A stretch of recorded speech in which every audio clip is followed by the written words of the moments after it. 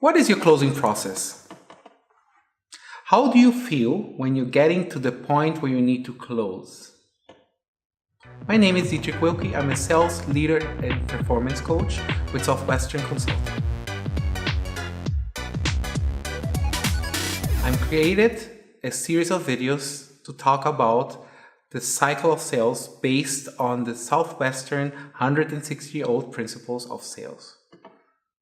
We talked a lot. We are on our second to last step, the closing. We talked about pre-approach, we talked about approach, we dived into phone techniques, very important. Then we went into introduction, and then we actually talked about clasp, a way for you to identify whether or not the prospect is going to be someone for you to actually do the presentation. Then we dived into the presentation, remember, the shortest part on the entire presentation sales cycle.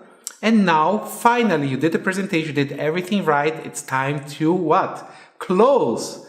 The terrible closer, right? There's even serious talk about closing. So how do you really close? And what is closing? What does it mean? And let me actually tell you about the reality of us salespeople. We cannot force anyone to buy anything.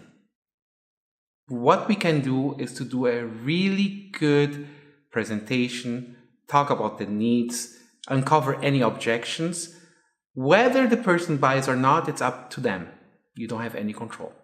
So closing means getting the person from point A to point B the fastest way possible or the easiest way possible. That's all we are doing. We're answering objections, we're introducing, covering needs, and at that point, we're leading the person to make a decision, yes or no. But it's not our job for them to do that decision making. That's up to the buyer. So let's ask a question. How many different types of sale closings do you have?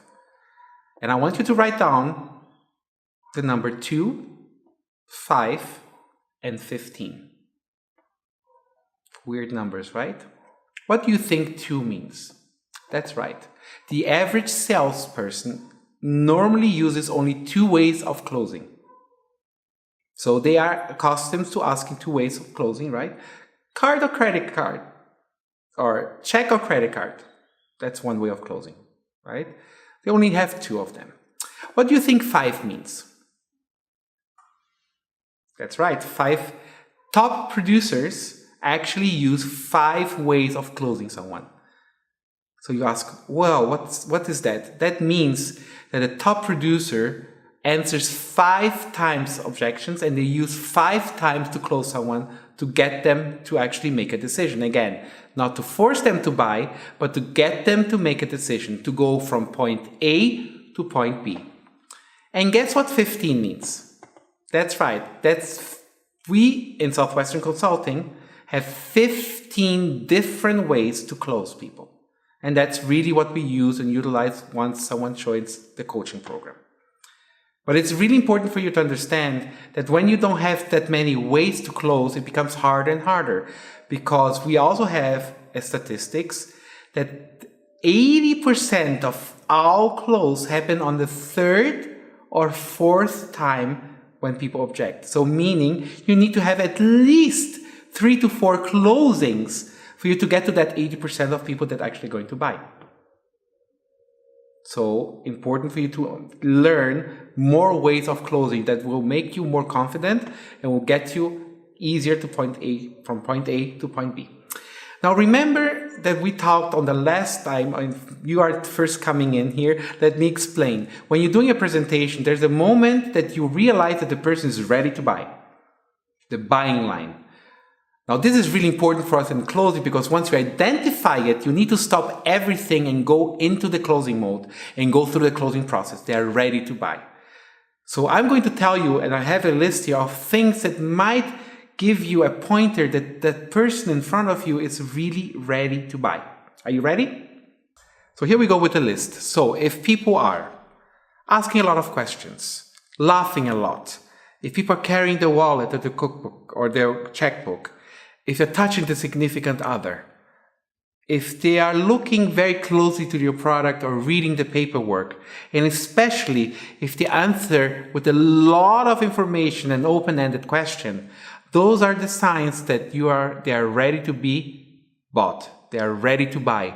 They're really interested. It's time for you to stop what you're doing and go directly into the closing mode. Now, typically, what we really want you to understand as a salesperson, that you should have a scripted closing. You should go line by line through the closing, making sure you have all of the technologies, making sure you're doing the buying, the price build up, all of those things. So it's really important for you to go through it and for the person to slowly get into the ability for them to actually purchase your product and your service. So once again, very important for you through the closing. It's not you telling people to buy your product, but it's helping them to go from A to B. Average person has 2 closing types. A top producer closes 5 times. We here at Southwestern Consulting, we have 15 different types of closing. The other thing that's really important from this conversation, from our video today, is that most buyers, almost over 80% of the buyers, they normally buy after the 3rd or 4th objection. That means that you need to at least have 4 different types of closing for you to be able to really get that close. We're going to be talking next week about answering objections.